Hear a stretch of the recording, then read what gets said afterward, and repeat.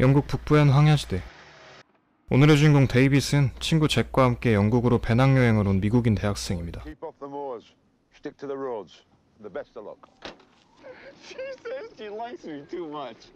인적이 드문한 시골 마을에 도착한 두 사람.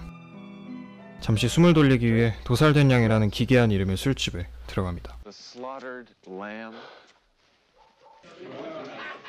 외지인의 방문에 급격하게 식어버린 술집 안 분위기. 마을 사람들은 두 젊은이에게 차가운 시선만을 보냅니다.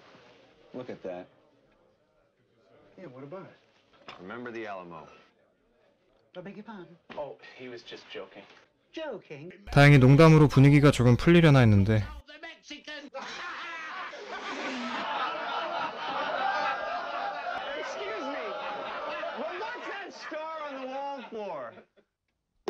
친구 잭이 그들의 성질을 긁는 질문을 한 것 같네요. 하는 수 없이 두 친구는 반강제로 나갈 준비를 하고 마지막까지 마을 주민들은 찜찜한 경고의 한마디를 남깁니다. 다시 한번 발걸음을 재촉하는 두 친구. 그런데 아까부터 웬 괴상한 짐승의 소리가 들려오기 시작합니다. 칠흑 같은 어둠에 앞도 잘 보이지 않는 상황. 잭과 데이빗은 소리를 피해 정처 없이 걷기 시작하는데 바로 그 순간 거대한 짐승이 나타나 잭을 사정없이 물어뜯기 시작합니다. 갈기갈기 찢어진 채 정신을 잃은 잭. 짐승은 이내 데이빗도 공격하기 시작하는데 그제서야 도착한 마을 사람들의 도움으로 목숨은 건졌네요. 런던의 한 병원으로 옮겨진 데이빗. 눈을 뜨자마자 그를 맞이하는 건 친구의 사망 소식. 충격에 빠진 데이빗은 이내 진정하고 그날의 기억을 떠올리기 시작합니다. 경찰과 병원에선 정신병자에게 공격당한 것으로 알고 있었는데 데이빗은 짐승의 공격이었다 이야기하죠. 하지만 이미 마을 사람들이 입을 맞춰놓은 탓인지 경찰은 데이빗의 이야기를 믿지 않고 상황은 이대로 일단락됩니다. 이번 기간 동안 계속해서 악몽에 시달리는 데이빗. 뿐만 아니라 처참한 몰골의 잭까지 다시 데이빗을 찾아옵니다. 구천을 떠돌던 잭은 데이빗에게 늑대인간의 저주를 이야기하는데요. 지구상의 마지막 늑대인간인 데이빗이 죽어야만 이 모든 저주가 끝날 수 있다 말하고 달을 조심하라는 경고 또한 빼먹지 않네요. 이런 죄책감과 공포에 휩싸인 데이빗을 이해해주는 건 간호사 알렉스뿐. 알렉스는 머나먼 타지에서 갈 곳 없는 데이빗을 자신의 집에 머물게 해주고 두 사람은 이내 사랑의 감정을 싹 틔워갑니다. 한편 사건은 종결되었지만 데이빗의 말에 신빙성이 있다 판단한 허쉬 박사는 잭과 데이빗이 들렀던 술집을 찾았습니다. 외지인을 반기지 않는 마을 사람들은 다시 한번 말을 아끼지만 더는 희생자를 만들지 않기 위해 한 청년이 마침내 입을 여네요.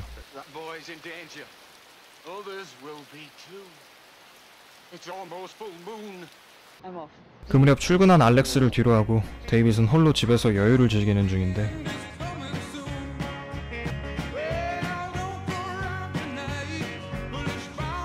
오늘은 다름 아닌 보름달이 뜨는 날. 예정대로 창밖엔 보름달이 밝게 빛나고 그렇게 감미로운 블루문과 함께 데이빗의 고통스러운 첫 변신이 시작됩니다.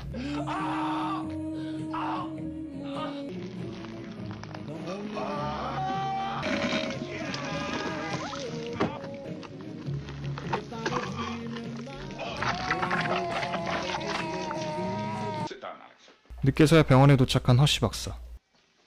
데이빗이 걱정된 허쉬는 급히 알렉스의 아파트로 전화를 걸지만 이미 데이빗의 사력 파티는 시작된 후였죠.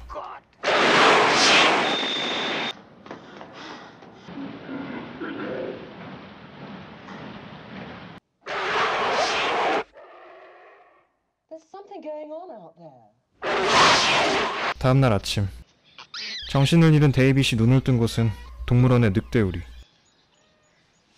무려 6명이 살해당한 살인사건에 런던 시내는 충격에 빠져 있는데 밤사이 모든 기억을 잃은 데이빗은 이 사실을 알 리가 없죠. 택시를 타서야 지난밤의 사건에 대해 전해 듣고 그제서야 이 모든 게 자신의 소행임을 깨달은 데이빗은 시내 한복판에서 소동을 벌인 후 자취를 감춥니다.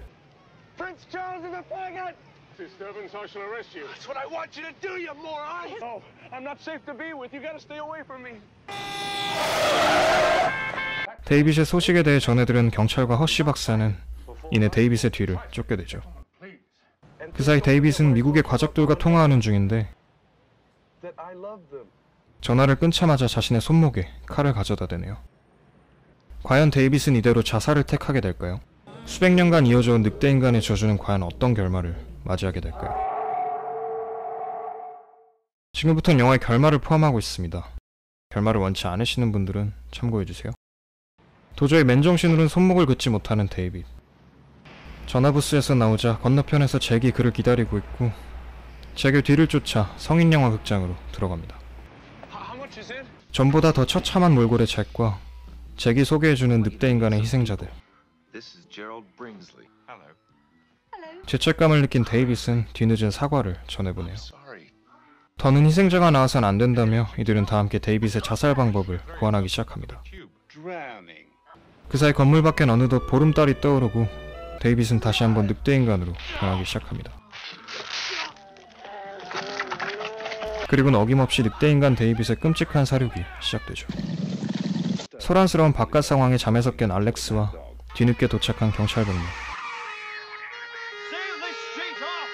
막다른 길에서 경찰은 데이빗에게 총을 겨누고 경찰의 만류에도 불구하고 알렉스는 늑대인간 데이빗과 마주합니다. 알렉스는 데이빗의 이성을 되찾기 위해 눈물로 호소해보지만 결국 정신을 되찾지 못한 데이빗은 총에 맞은 채 이렇게 늑대인간의 저주는 안타까운 끝을 맞이합니다. 오늘 소개해드린 영화는 존 랜디스 감독의 1981년작 런던의 늑대인간입니다. 늑대인간의 저주에 걸린 한 미국인 청년의 이야기를 담아낸 이 호러 코미디 영화는 찰스 왕태자와 다이애나 비의 결혼 소식으로 떠들썩하던 런던의 1981년을 배경으로 하고 있는데요. 존 랜디스 감독이 19살이라는 이른 나이에 대본을 완성해 놓긴 했지만 제작 투자를 쉽게 받지 못해 제작까지 12년이라는 시간이 걸렸고 그 무렵 감독의 전작인 블루스 브라더스가 크게 흥행하면서 제작을 진행할 수 있었다고 하네요. 근 40년이 훌쩍 지난 지금에서야 본다면 영화의 특수효과와 스토리가 다소 어색하게 다가오실 수도 있겠지만 100% 수공업으로 제작된 늑대인간 분장은 특수분장의 거물인 릭 베이커가 도맡아 당시 아카데미 특수분장상을 수상했을 정도로 높은 수준의 퀄리티를 인정받았습니다. 릭 베이커는 무려 10번이나 아카데미 특수분장상 후보에 올라 6번의 수상을 했다고 하는데 팝의 형제 마이클 잭슨 또한 이 영화를 감명 깊게 보고 그 유명한 스릴러 뮤직비디오를 존 랜디스와 릭 베이커에게 맡긴 이야기 또한 전해지네요.